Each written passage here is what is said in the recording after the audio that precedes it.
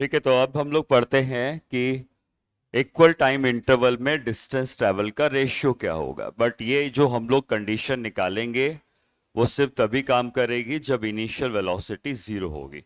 ठीक है, तो अगर कोई पार्टिकल स्ट्रेट लाइन पे चलता है तो इक्वल टाइम इंटरवल आप कितना भी ले सकते हैं, बट समझने के लिए मैं 1 सेकंड का इंटरवल लेता हूं। हालांकि ये 1 सेकंड हो ऐसा जरूरी नहीं है, ये इंटरवल आधे सेकंड का हो या 0.1 सेकंड का हो, सबके लिए काम करेगा।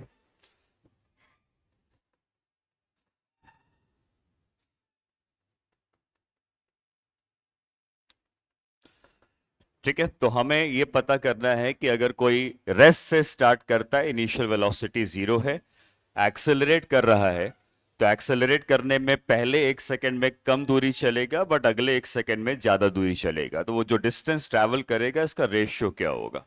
ठीक है, मैंने क्योंकि 1 सेकंड का इंटरवल लिया है तो हम लोग distance travel in nth second का फॉर्मूला लगा सकते हैं। ठीक है, तो ये जो है ये पहला सेकंड है। ठीक है, तो पहले सेकंड में ये कुछ ना कुछ डिस्टेंस चलेगा। इस डिस्टेंस को अगर मैं मान लो S1 कहता हूं, distance travel in first second. ये है distance travel in second second, distance travel in third second, distance travel in fourth second. एक एक सेकंड का ये इंटरवल है, और एक एक सेकंड के इंटरवल में हमने वही फॉर्मूला लगा सकते हैं जो लास्ट क्लास में हमने सीखा था। क्या सीखा था? Distance travel in n second का फॉर्मूला था u plus A by two times 2n-1। ठीक है, ये किसी भी 1 सेकंड का डिस्टेंस निकाल के दे देता है। कौन से 1 सेकंड का? जिस 1 सेकंड का आप निकालना चाहते हो। अब क्योंकि यहां पे इनिशियल वेलोसिटी जीरो है, ये कंडीशन है, तो u की वैल्यू तो यहां पे जीरो हो जाएगी। और पहले सेकंड में वो कितना डिस्टेंस चलेगा, तो u तो जीरो हो गया। एक्सेलरेशन हमको पता नहीं है, एक्सेलरेशन को a ही रहने देते हैं। n को क्या रखेंगे? पहला सेकंड है तो n को हम 1 रखेंगे, तो यहां पे आ जाएगा 2 × 1 - 1। ये पहले सेकंड का डिस्टेंस हो गया। उसी तरीके से दूसरे सेकंड का डिस्टेंस निकालना है तो u फिर से जीरो है, क्योंकि u हमेशा इनिशियल पॉइंट की वेलोसिटी ली जाती है। तो u यहां पर भी जीरो हो जाएगा। 0 plus A by two times, दूसरे सेकंड में n को 2 पुट कर देंगे, इतना आ जाएगा। फिर तीसरे सेकंड में निकालना है, अगेन u को 0 पुट कर देंगे, a बाई टू टाइम्स 2 × 3 - 1। और ऐसे आगे भी डिस्टेंस हम निकाल सकते हैं। ठीक है, ये कितना आ जाएगा? तो ये 2 - 1 मतलब ये a बाई टू बचेगा। ये कितना आएगा? 3a/2 आ जाएगा। फिर अगला आ जाएगा 5a/2। तो इस तरीके से आप देख सकते हैं कि एक तरीके से एक ऑर्डर बन रहा है।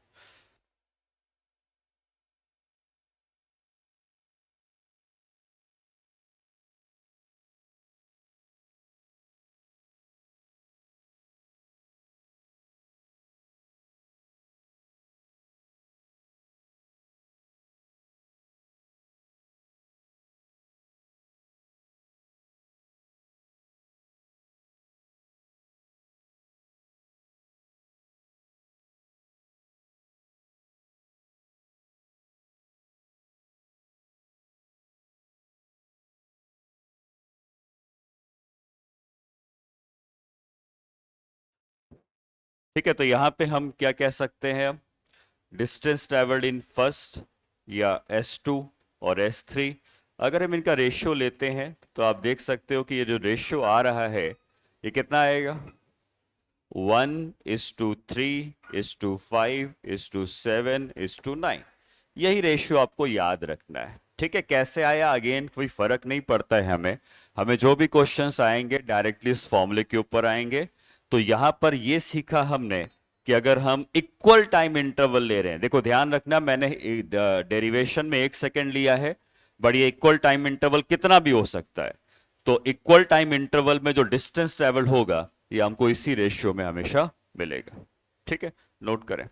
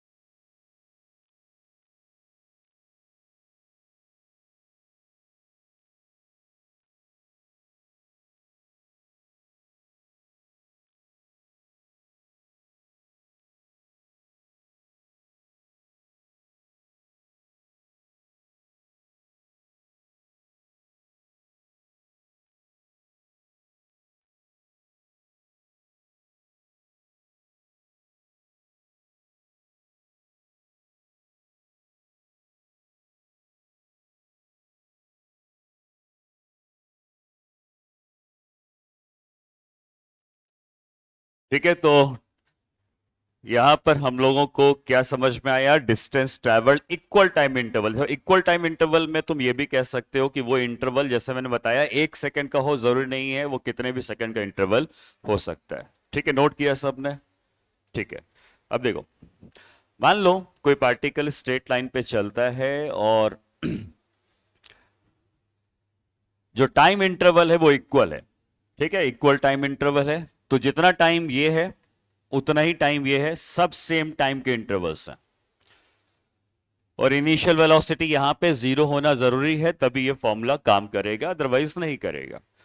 अगर पहले टी टाइम में वो एक्स की डिस्टेंस को ट्रैवल करता है, पहले टी टाइम में अगर वो एक्स ट्रैवल करता है, तो अगले उतने ही टाइम टी में वो 3x ट्रैवल करेगा, 1:3 के रेशियो में डिस्टेंस ट्रैवल करेगा।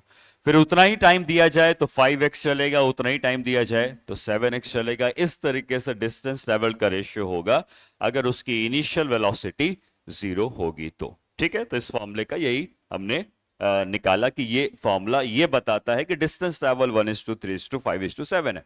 अच्छा, जैसे मान लो मैं आगे भी इंटरवल ले लेता, फिर से मैं टी टाइम का इंटरवल लेता, अगेन मैं टी टाइम का इंटरवल लेता, तो अब अगला जो डिस्टेंस वो ट्रैवल करता वो 9x होता, फिर होता 11x। ठीक है, अच्छा पहले 2t टाइम तक देखो, पहले 2t टाइम तक देखो कितना चला है।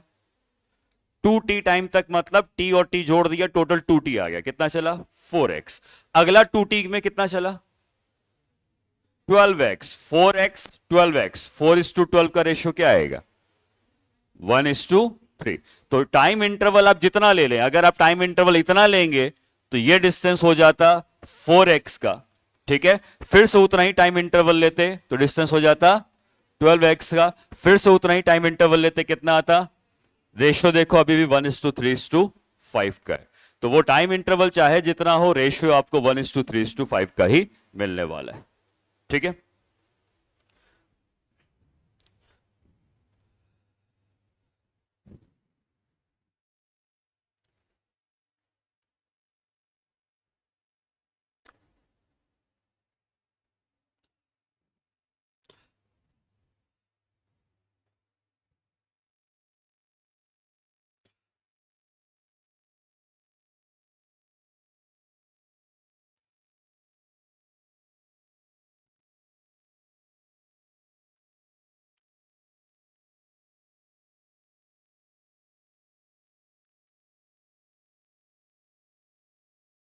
क्वेश्चन लिखते हैं।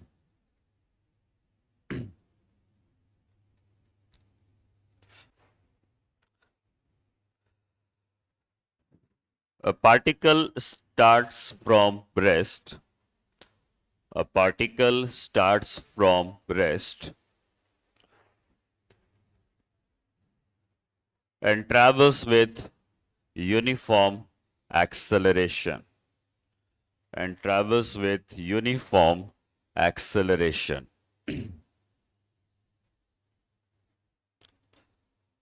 Full stop.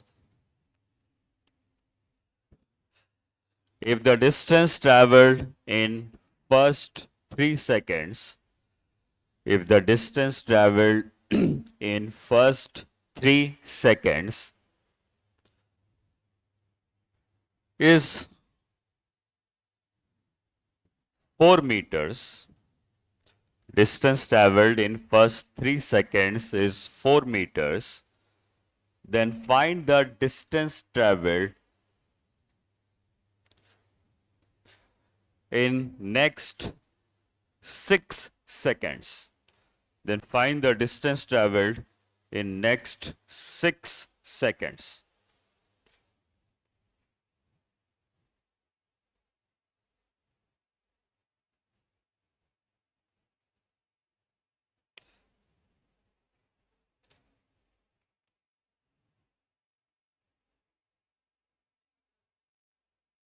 कितना आता है? 60।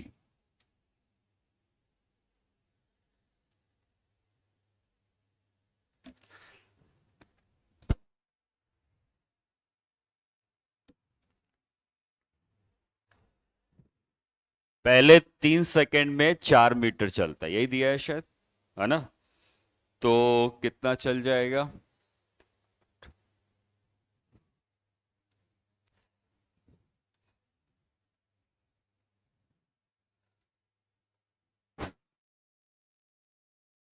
20 आता है? और किसी को आंसर आ रहा है? 32? 32 आएगा।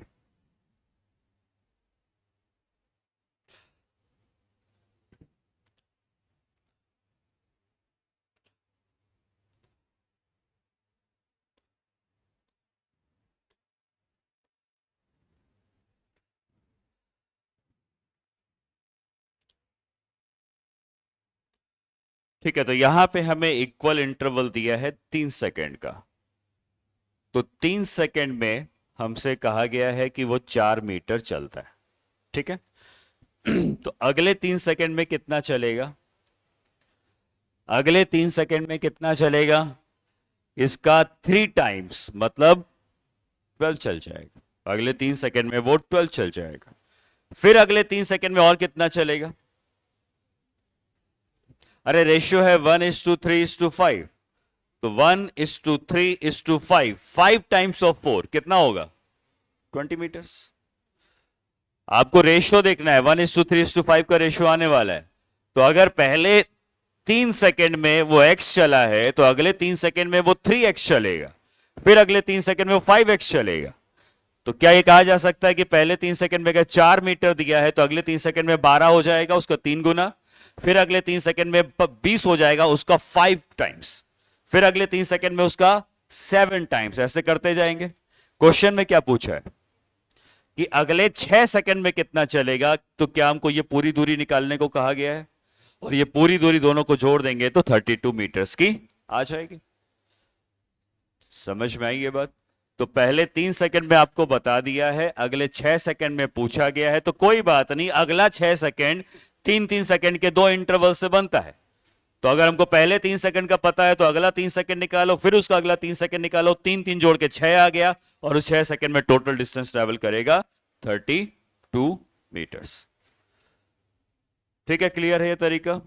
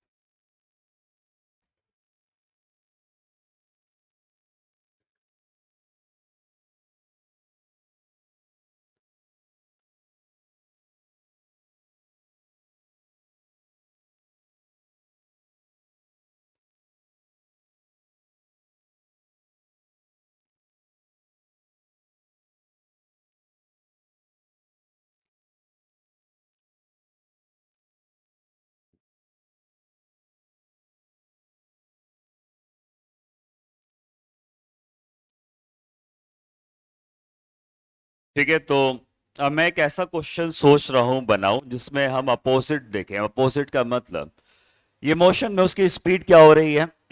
एक्सेलरेशन है, तो ऑब्वियसली स्पीड क्या हो रही है? बढ़ती जा रही है। तो जब स्पीड बढ़ती जा रही है, स्टार्ट करता है वो रेस्ट से। तो हमको ये पता है कि जब टाइम इंटरवल इक्वल दे देगा, तो पहला जितना भी चलेगा, अगला उसका 3 गुना चलेगा। तो पहला अगर 4 चला था, तो अगला उसका 3 गुना चला, 12। ठीक है।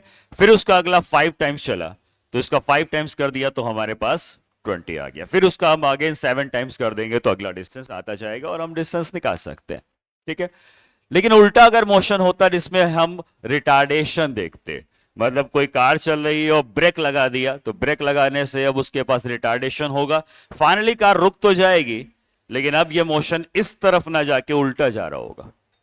समझ में आ रही बात? लेकिन कहां से स्टार्ट कर रहा होगा ये पता लगाना मुश्किल काम है। तो मैं थोड़ा सोच रहा हूं कि क्या क्वेश्चन इससे बनाया जा सकता है जिसमें इसी को हम एक्सेलरेटेड मोशन के लिए लगा रहे हैं, क्या हम उसको रिटार्डेशन के लिए लगाएंगे, और लगाएंगे तो कैसे लगाएंगे। ठीक है, तो उसको थोड़ा सोच लेता हूं मैं, फिर तुम्हें बताता हूं कि करना क्या होगा।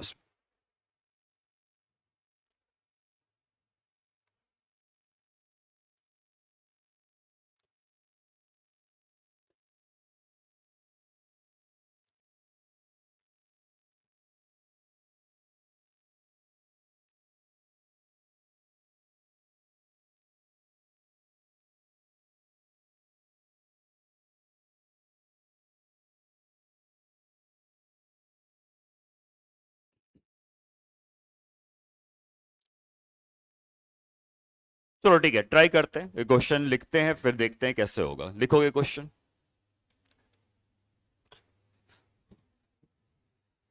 A car is traveling with certain speed. A car is traveling with certain speed.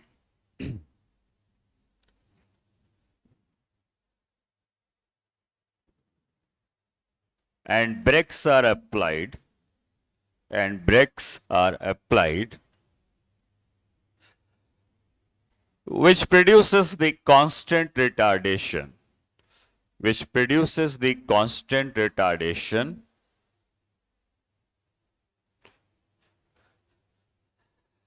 and the car stops in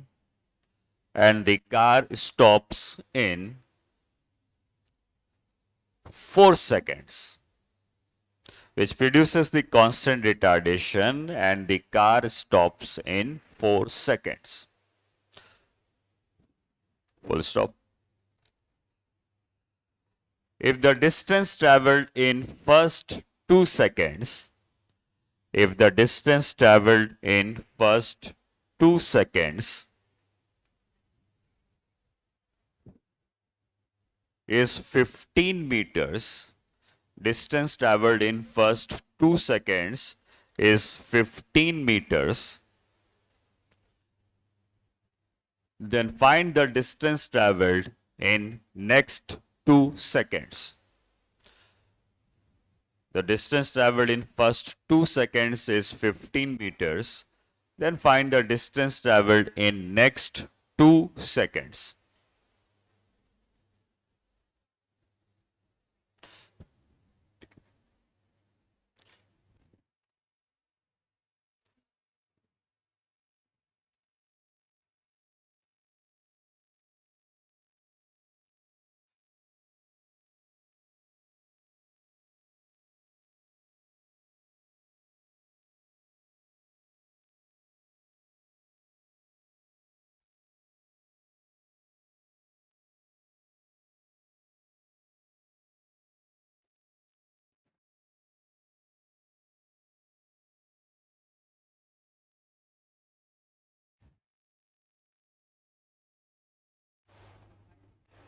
five meters, ठीक है।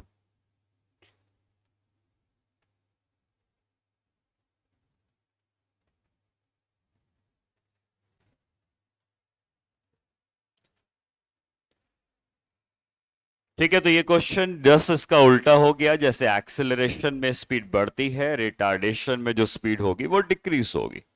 ठीक है, और रिटार्डेशन में अगर स्पीड डिक्रीज होने वाली है तो ठीक है, हम सेम क्वेश्चन को करते हैं उल्टे मोशन के लिए, इस तरफ से आने के लिए। फाइनली कार रुकने वाली है तो फाइनल वेलोसिटी उसकी 0। देखो वहां पे इनिशियल वेलोसिटी 0 थी, यहां पे फाइनल वेलोसिटी को 0 करना है, फाइनल वेलोसिटी 0 हो जाएगी। और अब अगर हम इक्वल टाइम इंटरवल लेते हैं, अगर हम इक्वल टाइम इंटरवल लेते हैं तो हमको क्या ये बताया गया है कि पहले 2 सेकंड में कितना चला वो, कितनी चली वो कार? 5 मीटर दिया है, शायद 15 मीटर, 15 मीटर। और पूछा है कि अगले 2 सेकंड में वो कार कितना चलने वाली है। तो बेसिकली हम क्वेश्चन अब इधर से इधर कर रहे हैं, बट फॉर्मूला अभी भी काम करेगा जो उधर से इधर का काम कर रहा था। इधर से इधर कार की स्पीड घट रही है या इधर कार की स्पीड बढ़ रही है, दोनों एक ही बात है। और दोनों अगर एक ही बात है तो क्या हम ये कह सकते हैं कि रेशियो 1:3 का होना चाहिए था?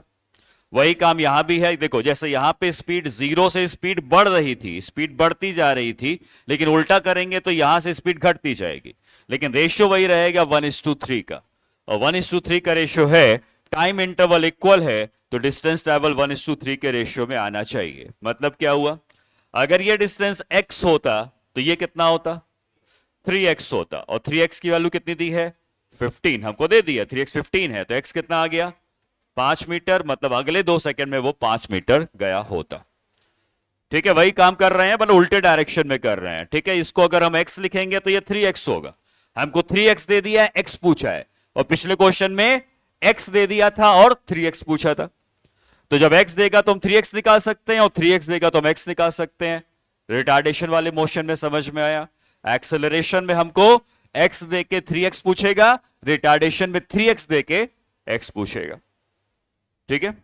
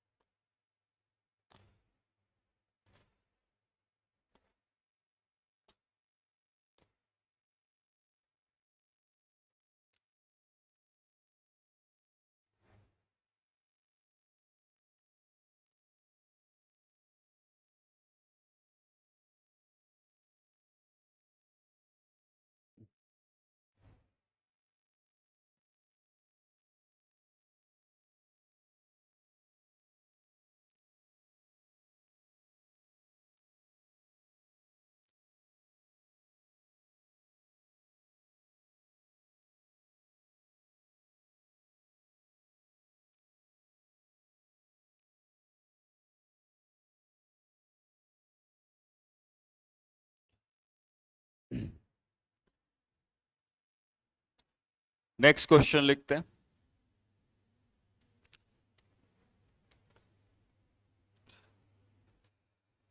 From station A, from station A, buses are leaving at a constant intervals of time. From station A, buses are leaving at a constant intervals of time.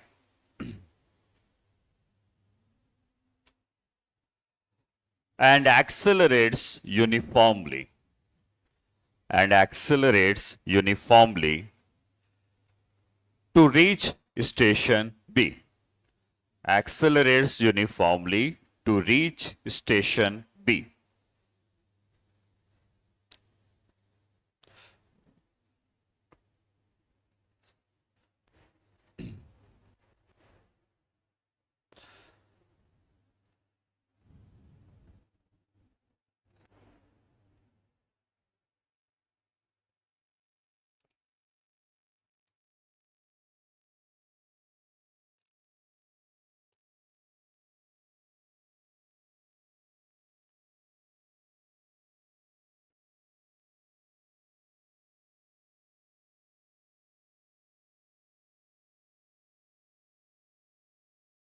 ठीक है, आगे लिखोगे। The distance between the two stations is 800 meters. The distance between the two stations is 800 meters.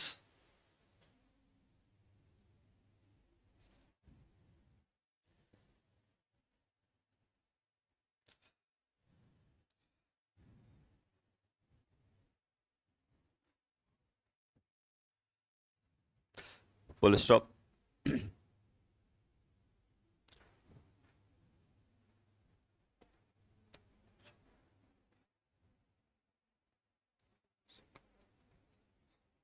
When the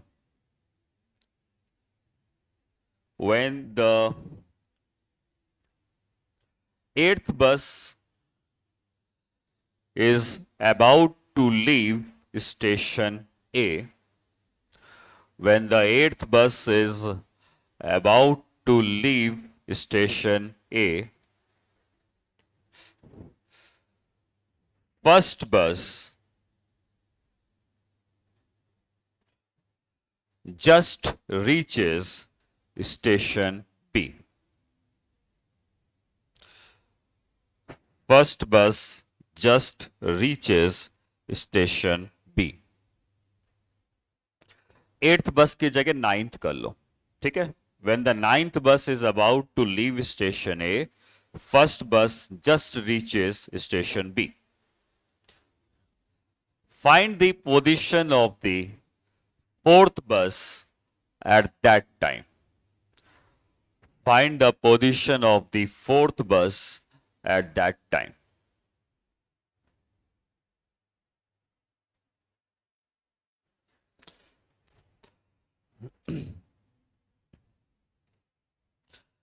ठीक है, question देखो मैंने अभी बना दिया है, तो हो सकता है क्वेश्चन गलत नहीं होगा, बट कैलकुलेशन थोड़ी बहुत आगे पीछे हो सकती है। मैंने अपने दिमाग में कैलकुलेशन करके क्वेश्चन बनाया है। हो सकता है कि आंसर सिंपल आ जाए, हो सकता है रूट में आए, ठीक है, बट मेरे ख्याल से आ जाना चाहिए सिंपल। ट्राई करोगे, क्वेश्चन समझ में आया? स्टेशन ए यहां पर है और स्टेशन बी यहां पर है, और बस स्टेशन ए से निकलती हैं और स्टेशन बी की तरफ जाती हैं। सारी बस रेस्ट से स्टार्ट कर रही हैं, तो सबकी इनिशियल वेलोसिटी जीरो है, और सारी बस एक्सेलरेट करती हुई जाती हैं, लगातार एक्सेलरेट करती रहती हैं। तो बस एक्सेलरेट, पहली बस निकली, एक्सेलरेट करके बी की तरफ गई। कुछ देर के बाद दूसरी बस निकली, वो भी गई, फिर तीसरी बस निकली, वो भी गई। हर दो बस के बीच में निकलने का टाइम इंटरवल फिक्स है। कितना है ये नहीं बताया है, लेकिन हर दो बस के बीच का टाइम इंटरवल फिक्स है। कहता है कि जब नाइन्थ बस निकलने वाली है, तो पहली बस पहुंच चुकी है। जब नाइन्थ बस यहां से निकलने वाली है, यहां पे हम कह सकते हैं नाइन्थ बस जब निकलने वाली है, ये नाइन्थ बस है, तो पहली बस स्टेशन बी में पहुंच रही है। ये हमको दिया है, ये फर्स्ट बस है और ये नाइन्थ बस है। लेकिन क्या इसके बीच में बाकी सारी बसेस भी निकल चुकी होंगी? सेकंड, थर्ड, फोर्थ, फिफ्थ बस भी निकल चुकी होंगी, तो कहीं ना कहीं सेकंड बस होगी, ठीक है, फिर थर्ड होगी। तो हमसे पूछ रहा है कि फोर्थ बस की पोजीशन क्या होगी? Second, third, fourth, fifth, sixth, seventh, यहां पे एट्थ, और मान लो यहां पे नाइन्थ बस।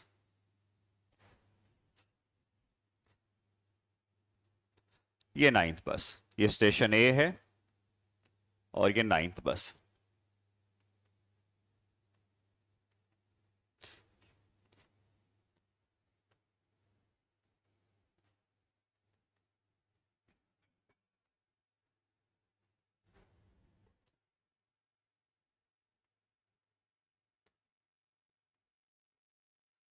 ठीक है, दोनों स्टेशन के बीच की दूरी आपको बता दी गई है, 800 मीटर की है।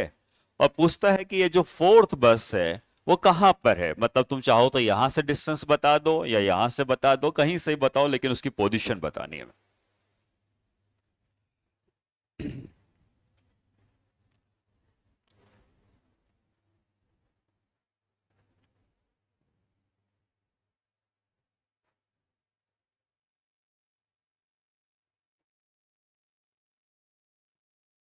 अच्छा, एक्सेलरेशन मुझे देना पड़ेगा, बिना उसके नहीं होगा। एक्सेलरेशन तुम 2 मीटर पर सेकेंड स्क्वायर कर लोगे। सारी बस एक्सेलरेट कर रही हैं सेम एक्सेलरेशन से, और एक्सेलरेशन की वैल्यू 2 नहीं, सॉरी 1 लोगे। Acceleration is equal to 1 meter per second square.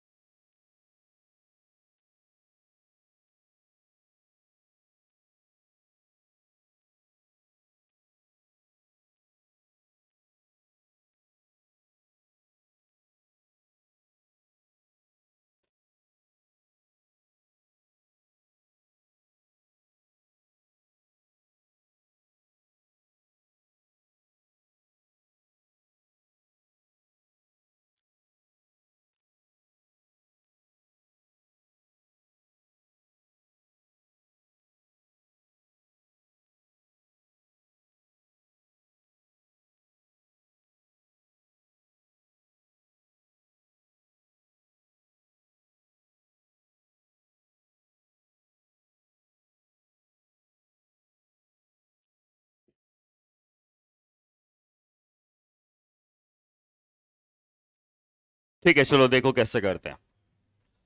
इसका एक सिंपल तरीका मैं तुम्हें बताता हूं। हमें एक्सेलरेशन नहीं दिया होता तब भी हम इस क्वेश्चन को कर सकते हैं। आपको ऐसे समझना है कि क्योंकि बस एक फिक्स टाइम इंटरवल के बाद लीव कर रही है, तो किसी भी दो बस के बीच में जो टाइम का इंटरवल होगा, क्या वो सेम होगा? जैसे पहली बस निकली, 10 सेकंड के बाद दूसरी बस निकली, फिर 10 सेकंड बाद तीसरी बस निकली, तो मतलब हर दो बस के बीच में टाइम का इंटरवल फिक्स है। सेम टाइम इंटरवल के बीच में बसेस निकल रही हैं। और अगर सेम टाइम इंटरवल के बीच में बसेस निकल रही हैं, तो यह कहा जा सकता है कि ये टाइम इंटरवल में, मतलब ये टाइम इंटरवल, ये टाइम इंटरवल, सारे टाइम इंटरवल जो है वो इक्वल है। ठीक है, ये समझ में आना चाहिए, सारे टाइम इंटरवल इक्वल है। और जैसे ही तुमको इक्वल टाइम इंटरवल का सवाल दिखे, आप वही x/3 x/5x वाला यूज करना स्टार्ट कर सकते हैं, क्योंकि सारी बस स्टार्ट करेंगी रेस्ट से, स्टेशन ए से रेस्ट से स्टार्ट करेंगी, स्टेशन बी तक एक्सीलरेट करके जाएंगी, और टाइम इंटरवल इक्वल है। तो जैसे ही टाइम इंटरवल इक्वल लिखेगा, आप समझ जाएंगे कि अगर इस टाइम में इसने x ट्रेवल किया होगा, तो अगले उतने ही टाइम में उसने 3x ट्रेवल किया होगा। ठीक है, भले ही वो अलग अलग बस हैं, लेकिन खुद सोचो ना, ये पहली बस जब निकली होगी, तो पहली बस, खाली पहली बस देखो, पहली बस टी टाइम तक गई, एक्स गया, फिर वही बस फिर से टी टाइम तक गई, तो क्या 3x गया? तो जब पहली बस टी टाइम तक गई तो x चली गई, फिर वही बस टी टाइम तक गई तो 3x चली गई, दूसरी बस उसका पीछा करने लगी, दूसरी बस निकल चुकी है। हमें दूसरी तीसरी बस से कोई फर्क नहीं पड़ता है। आपको इस सवाल को करने के लिए सिर्फ यह सोचना है कि एक ही बस के बारे में समझ लेते हैं, क्योंकि टाइम इंटरवल सेम है।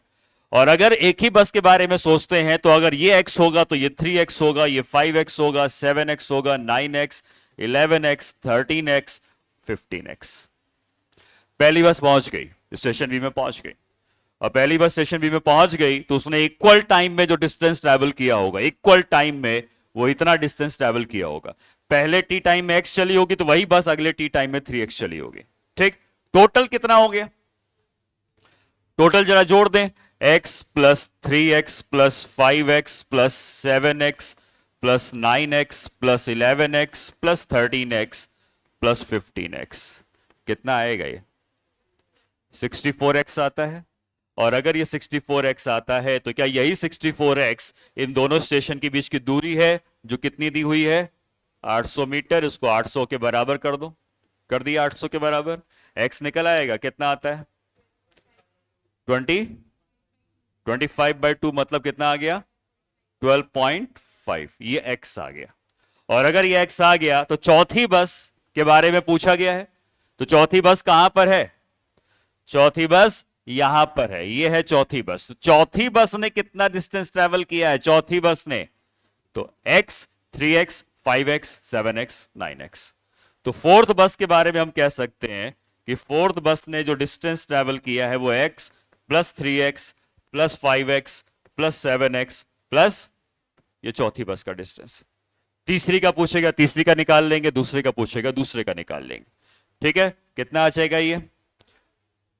9, 7, 16, 21, 24, 25, 25x का आ जाता है, और 25 को 12.5 से मल्टीप्लाई कर देंगे, तो कितना आ जाएगा? 312.5। ये होगी फोर्थ बस की दूरी स्टेशन ए से। नहीं समझ में आया?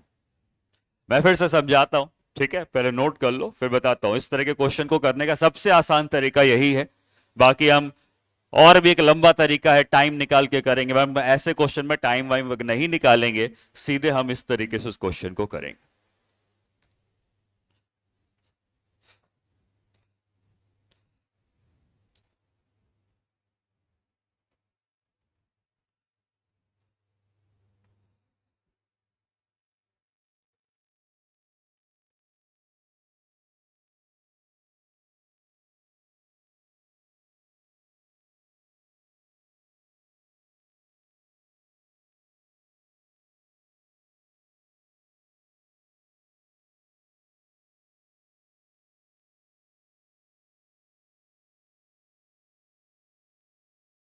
क्या बेटा? हाँ, फोर्थ बस ये है, ये फर्स्ट बस है, सबसे पहले जो निकली थी ये फर्स्ट है। फिर उसके बाद सेकंड निकली होगी, थर्ड निकली होगी, नाइन्थ अभी निकलने वाली है। तो फोर्थ हम उधर से नहीं लेंगे, फोर्थ बस तो ये होगी ना जो चौथी बस निकली थी। तो चौथी बस यहां पर है और उसकी दूरी हम टोटल ऐड करेंगे, तो इन सबको ऐड करके आना चाहिए।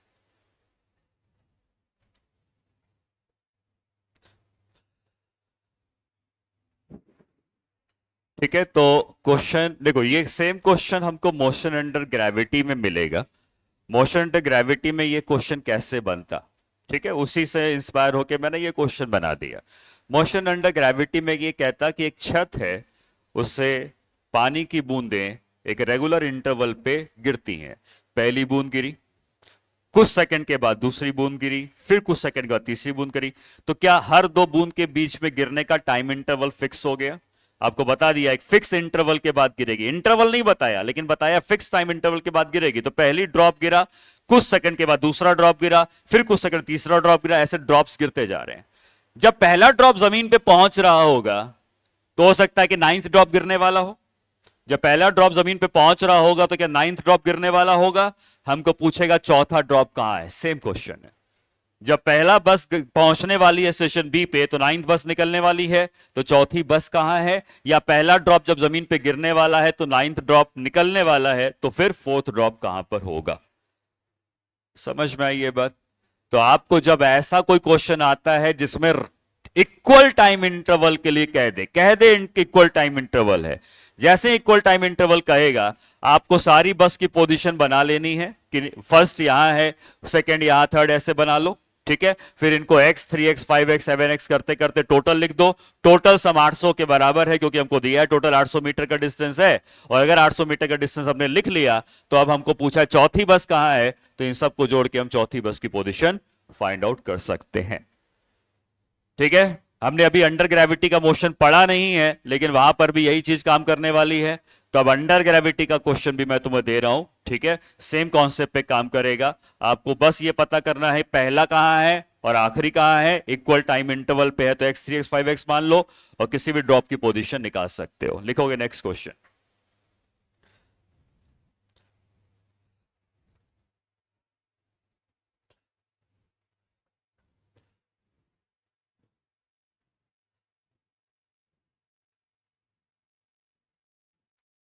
water drops are falling water drops are falling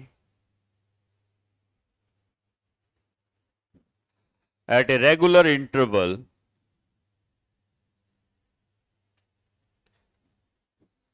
from the roof of the building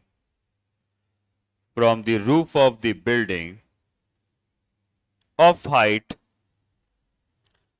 125 meters. From the roof of the building of height 125 meters.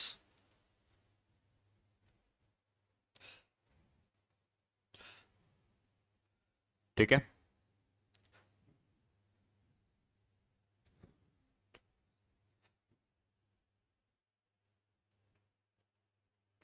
when the first drop is about to hit the ground, when the first drop is about to hit the ground, sixth drop is about to fall from the roof. When the first drop is about to hit the ground, sixth drop is about to fall from the roof.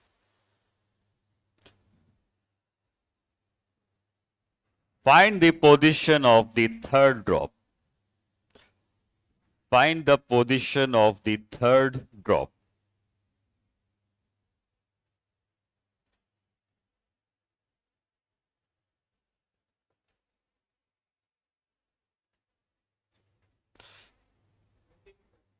कितना? 20।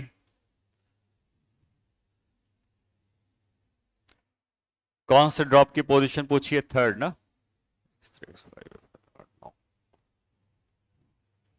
20 आएगा, 45।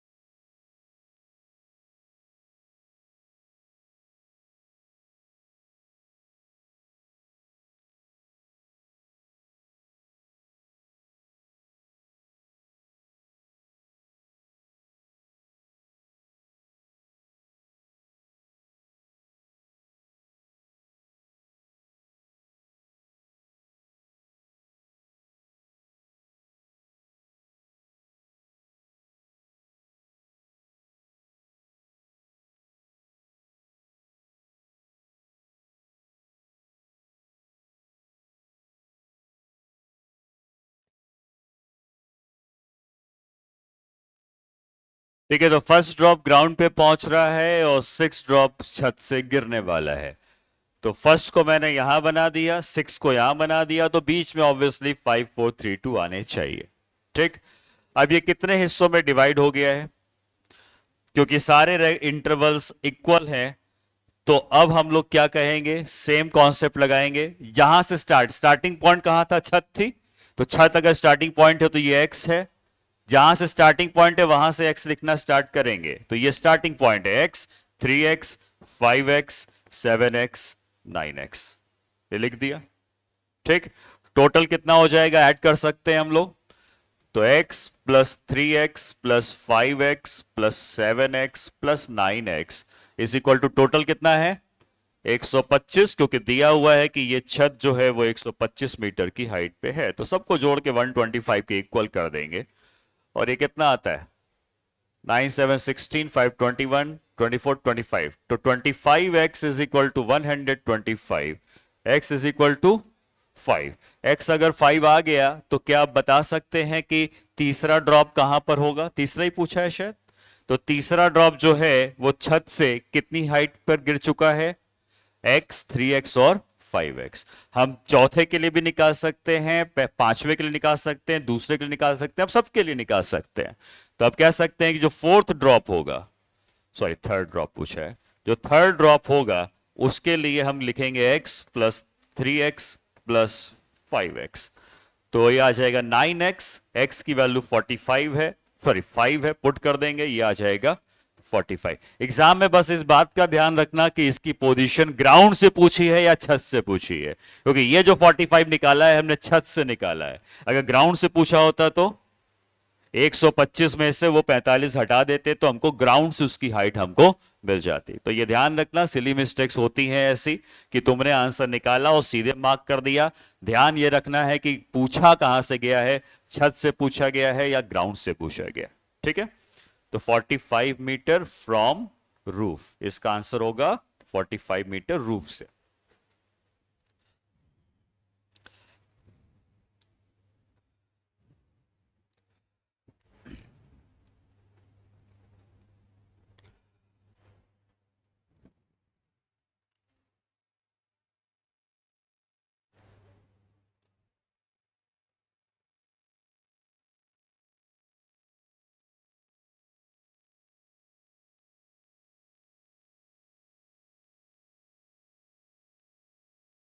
ठीक है, समझ में आ गया ये concept. इस concept में हमने यूज किया है इक्वल टाइम इंटरवल का कॉन्सेप्ट, और जहां भी इक्वल टाइम इंटरवल दिखता है इस तरीके से क्वेश्चन आप अप्रोच करोगे तो आसान रहेगा। और भी तरीके हैं सॉल्व करने के, बट ये सबसे इजीएस्ट मेथड होगा जिससे हमको आंसर मिल जाएगा। ठीक है,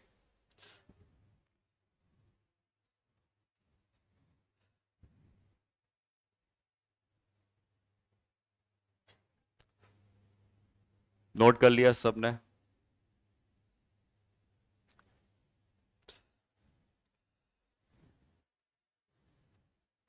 ठीक है, चलो नेक्स्ट पार्ट में आते हैं, और नेक्स्ट हम लोग ये सीखते हैं कि ratio of time taken to travel equal distance.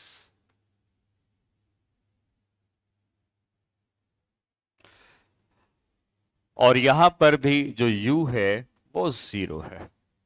ठीक है, तो पिछले केस में हम लोगों ने ये पढ़ा कि टाइम इंटरवल इक्वल है, तो इक्वल टाइम में डिस्टेंस का रेशियो क्या होगा। और अब हमें पढ़ना है कि इक्वल डिस्टेंस ट्रेवल करने में टाइम का रेशियो क्या होगा। ठीक है, तो यहां पर जो डिस्टेंस है वो फिक्स हो गया है, डिस्टेंस को हमने फिक्स कर दिया है कि पहला ये जितना भी चलता है डिस्टेंस उतना ही डिस्टेंस फिर से चलेगा, अगेन उतना ही डिस्टेंस फिर से चलेगा, तो डिस्टेंस ट्रेवल हमने फिक्स कर दिया। ठीक है, मतलब कहने का क्या हुआ, अगर ये x है तो अगला भी x का ही डिस्टेंस रहेगा, फिर अगला भी x का ही डिस्टेंस रहेगा, तो यहां पे जो डिस्टेंस ट्रेवल्ड है वो फिक्स है। लेकिन ऑब्वियसली अगर कोई एक्सेलरेट कर रहा है तो एक्सेलरेट करने में क्या पहला x का डिस्टेंस ट्रैवल करने में वो कम टाइम लगाएगा या ज्यादा लगाएगा?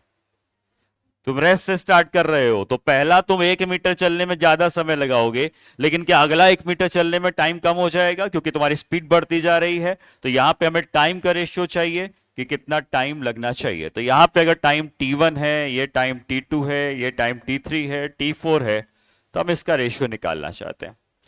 ठीक है, अब मैं इसका डेरिवेशन तो नहीं कर रहा हूं, बट मैं तुमको एक आइडिया दे देता हूं, या तुम ही बताओ कि कैसे निकाला जा सकता है टाइम। तो इनिशियल वेलोसिटी अगेन यहां पे 0 है और एक्सेलरेशन कुछ ना कुछ तो होगा। तो क्या इसके बीच में s is equal to u t plus half a t square लगा के t1 निकाल सकते हैं? और यहां से यहां तक इक्वेशन नहीं बनाएंगे। क्यों? पहली इक्वेशन हम यहां से यहां तक बनाएंगे क्योंकि u हमको पता है 0 है, लेकिन इक्वेशन हम फिर यहां से यहां तक नहीं बनाएंगे। क्यों नहीं बनाएंगे? क्योंकि यहां पर हमको u नहीं पता है, हमको जहां का u पता है वहीं का बनाएंगे। तो हम फिर से इक्वेशन बनाएंगे स्टार्टिंग से इस पॉइंट की। एक क्वेश्चन मैंने ऐसा करवाया भी था। तो एक इक्वेशन बनाएंगे यहां से यहां तक की t1 निकाल लेंगे, एक इक्वेशन बनाएंगे यहां से यहां तक की क्या निकाल लेंगे? t1 plus t2। तो अगर t1 पता है, t1 प्लस t2 पता है, तो क्या t2 निकल आएगा?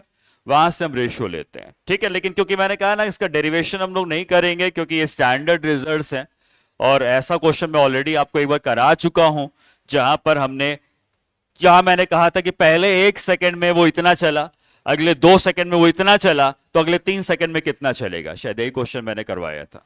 ठीक है, तो आपको क्या करना है इस क्वेश्चन में कि जब भी आपको इनिशियल वेलोसिटी पता होती है तो हमेशा हम स्टार्टिंग पॉइंट इसी को लेते हैं।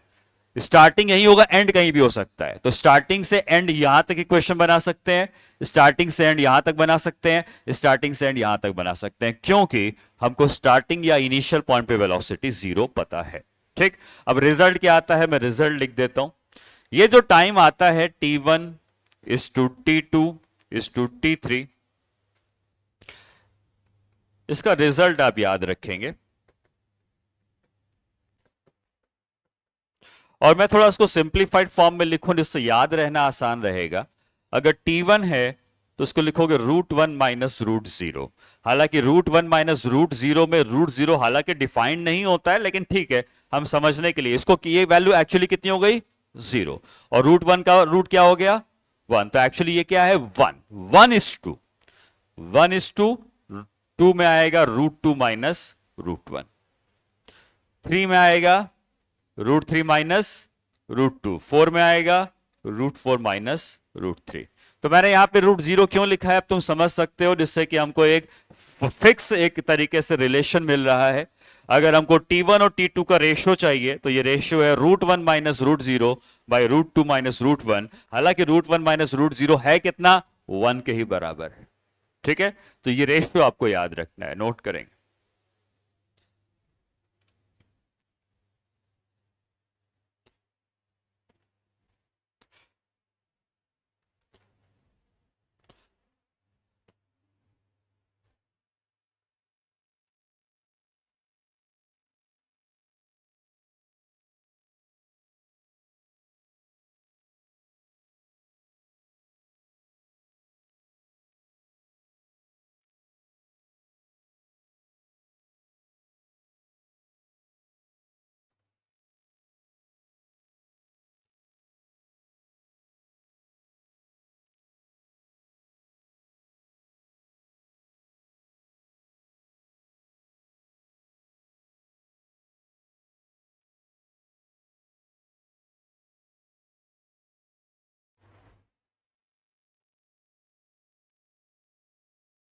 ठीक है, क्वेश्चन लिखते हैं।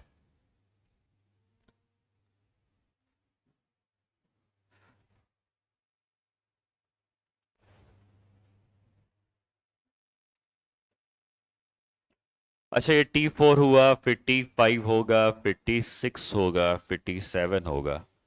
t7 को क्या लिखेंगे हम लोग? √7 माइनस √6। ठीक है, तो जो भी टाइम होगा वो वहीं से स्टार्ट होगा। 7 है तो 7 से स्टार्ट होगा, माइनस 6। 6 है तो √6 माइनस √5। 5 है तो √5 माइनस √4। ऐसे याद रख सकते हो। ठीक है, चलो क्वेश्चन नोट करते हैं। A particle starts from rest A particle starts from rest and travels with uniform acceleration. And travels with uniform acceleration. Full stop. It travels first 5 meters. It travels first 5 meters in 2 seconds. First 5 meters in 2 seconds. Then find the time taken. Then find the time taken to travel. Then find the time taken to travel next 5 meters. Then find the time taken to travel next 5 meters. ठीक है, समझ में आया? पहला 5 metre वो 2 second में चलता है, तो अगला 5 मीटर वो कितने सेकंड में चलेगा?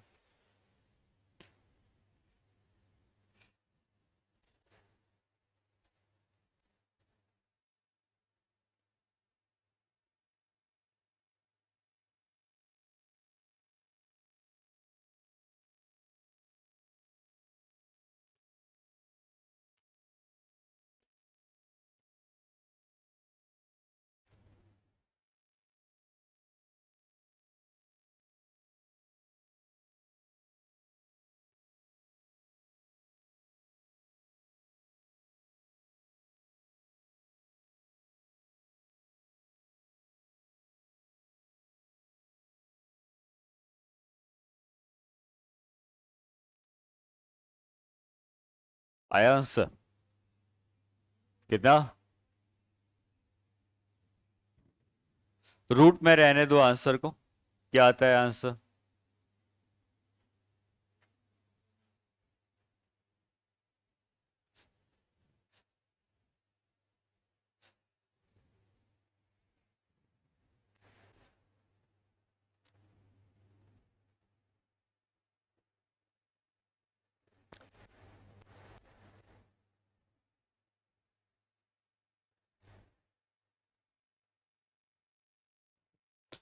किसी को कॉन्फिडेंस नहीं अपने आंसर में?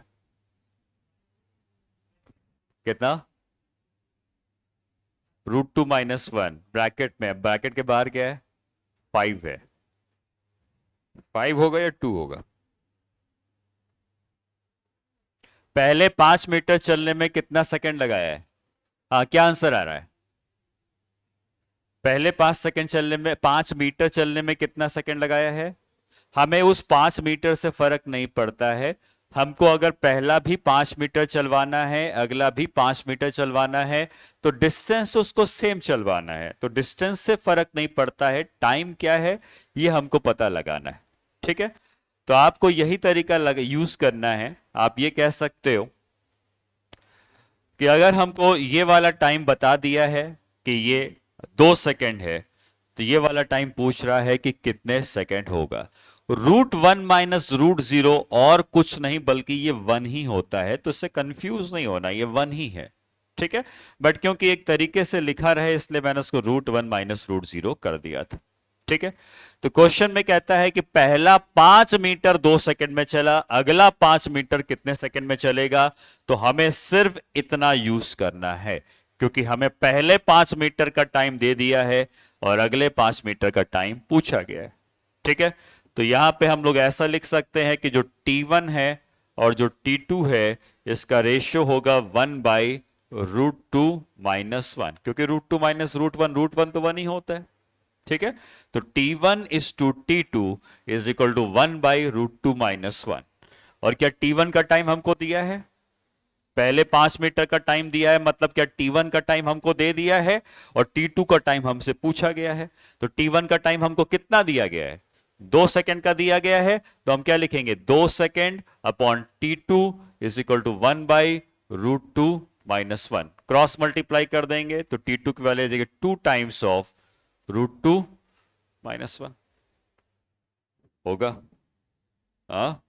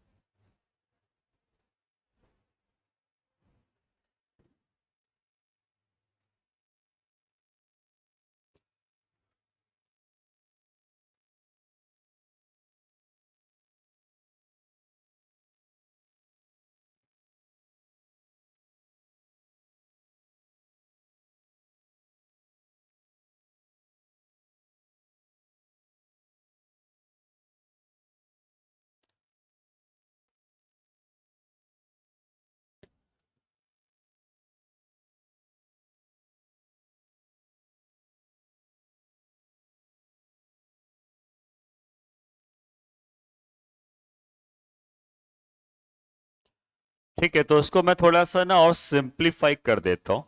ठीक है, कोई क्वेश्चन आएगा तो आप ठीक है रेशियो से तो निकाल ही सकते हो, बट ठीक है हम डायरेक्टली भी लिख सकते हैं। जैसे मैंने डिस्टेंस ट्रेवल के लिए लिखा था कि अगर ये टाइम इंटरवल इक्वल था तो डिस्टेंस था x 3x 5x 7x, ये बताया था। जब टाइम इक्वल था, ये टाइम इक्वल था, तो ये डिस्टेंस था x 3x 5x 7x, यही हमने सीखा था। अब क्या इक्वल है? डिस्टेंस इक्वल है और हमें टाइम का रेशियो निकालना होता है। ठीक है, तो इसको नोट कर लिया है सबने? ठीक है, तो अब देखो इसको ऐसे याद रखो सिंपल, कि अगर हमको ये बताया गया है कि डिस्टेंस इक्वल है, ये डिस्टेंस इक्वल है, जितना डिस्टेंस यहां पे चला उतना ही डिस्टेंस फिर से चला x का, फिर से डिस्टेंस x का चला, डिस्टेंस वो सेम चलता जा रहा है और हमसे पूछता है टाइम क्या होगा, सॉरी हमसे पूछता है टाइम क्या होगा। तो अगर ये वाला टाइम हमको बता दिया गया है कि ये टाइम t है, ये टाइम बता देगा तभी तो अगला टाइम पूछेगा, तो इसको लिखोगे √2 - 1 इंटू टी, ये इतना टाइम होगा। तीसरा टाइम कितना होगा? √3 माइनस √2 इंटू टी, अगला होगा √4 माइनस √3 इंटू टी। ठीक, तो टाइम जो है अगर पहला टाइम बता देगा तो दूसरा निकाल सकते हैं, तीसरा निकाल सकते हैं, चौथा निकाल सकते हैं। तो वो रेशियो को याद रखोगे अच्छी बात है, बट सीधे सीधे याद रखो कि अगर डिस्टेंस इक्वल है तो टाइम अगर इसने जितना भी लगाया, जैसे इस क्वेश्चन में कितना लगाया था 2 सेकंड, इसमें 2 सेकंड लगाया तो इसमें कितना लगाएगा 2 × √2 - 1, फिर अगला लगाएगा 2 × √3 - √2। ठीक है, इसको नोट कर सकते हो।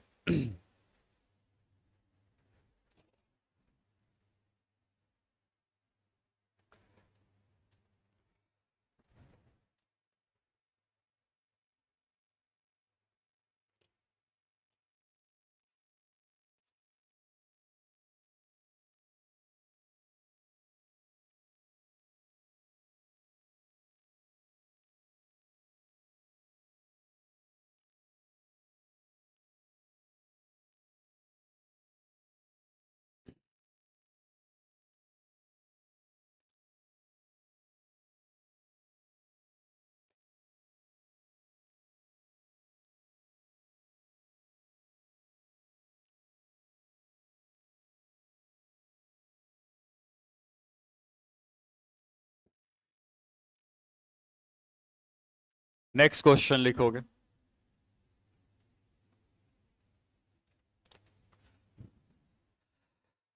A particle starting from rest, a particle starting from rest travels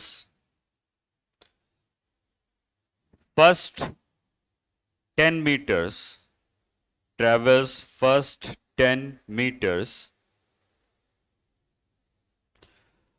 in 3 seconds, travels first 10 meters in 3 seconds,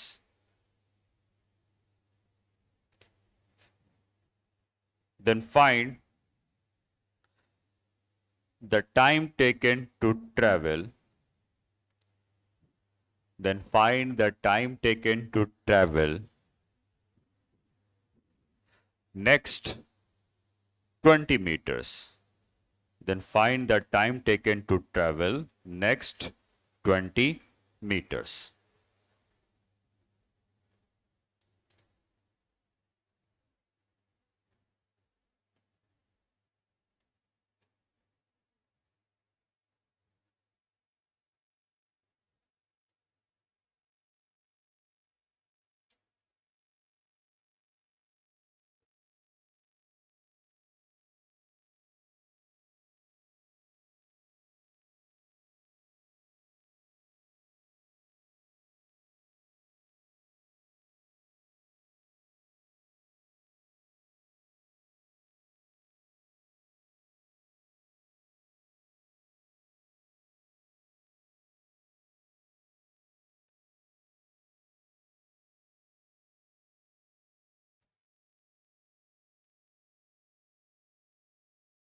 आया आंसर कितना? √3।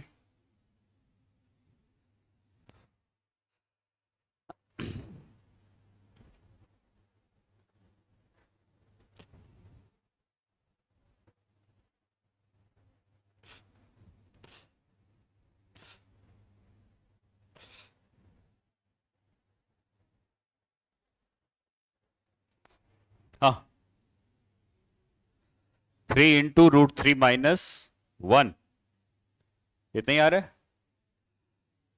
क्या दिया है? पहला कितना मीटर है फर्क नहीं पड़ता। हाँ ठीक है, हमको कहता है कि पहला 10 मीटर ट्रैवल करने में, पहला 10 मीटर ट्रैवल करने में उसने कितना समय लगाया है? 3 सेकेंड, ये बता दिया है। और अगला कितना मीटर पूछा गया है? 20 मीटर। तो अगला अगर हमको 20 मीटर मतलब 10 और 10 दोनों को जोड़ के पूछा गया, तो हमको ये टोटल टाइम पूछा गया। और ये टोटल टाइम अगर तुम जोड़ोगे, इन दोनों को जोड़ोगे, तो ये आएगा √3 - 1 इंटू टी।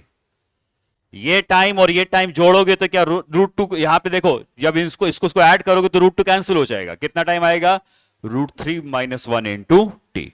मतलब अगर ये 3 सेकेंड था तो ये कितना आ जाएगा? √3 - 1 इंटू 3। समझ में आई बात?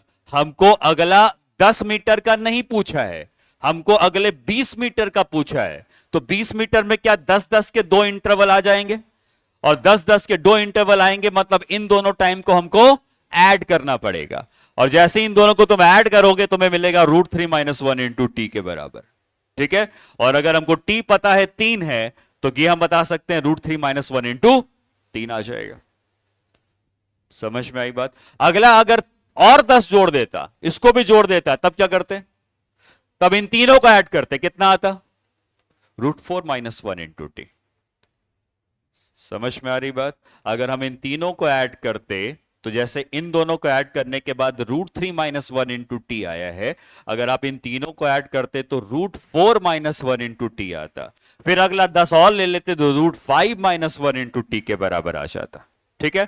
हमको ये पूछा नहीं गया है, हमको पूछा इतना ही गया है। तो ये तरीका याद रखना है कि पहला अगर टाइम t है तो दूसरा √2 - 1 इंटू टी है, तीसरा √3 - √2 इंटू टी है। अगर ये टाइम हमको बता दिया है 3 सेकंड के बराबर है, तो अगला टाइम हम बता सकते हैं। ये खाली पूछता तो खाली इतना टाइम क्या होता? √2 - 1 इंटू 3 हो जाता। सिर्फ इतना पूछता तो √3 - √2 इंटू 3 हो जाता। लेकिन पूछा है अगले 20 मीटर का, मतलब पहले 10 मीटर का बता दिया है, अगले 20 मीटर का पूछा है, तो दोनों टाइम को हमको ऐड करना पड़ेगा। और जैसे इनको ऐड करोगे तुमको मिल जाएगा √3 - 1 इंटू टी, मतलब √3 - 1 इंटू 3 के बराबर। समझ में आई ये बस? ठीक है। घर में जाके आप इन क्वेश्चन को रिवीजन कर लें। क्लास में अगर आंसर नहीं आया है तो घर में जाके आंसर आना चाहिए। नहीं आएगा, फिर से सॉल्यूशन देखो, फिर से ट्राई करो। मैं बार बार इस बात को रिपीट करता हूं, क्योंकि लर्निंग तभी होगी जब आंसर खुद से आएगा। सिर्फ नोट करने से आप नहीं सीख पाओगे। तो अगर नहीं भी आया है क्लास में, कोई बात नहीं, घर में जाके तब तक करना है जब तक आंसर नहीं आता है। नहीं आता फिर मुझसे पूछ सकते हो, जो भी है। ठीक है।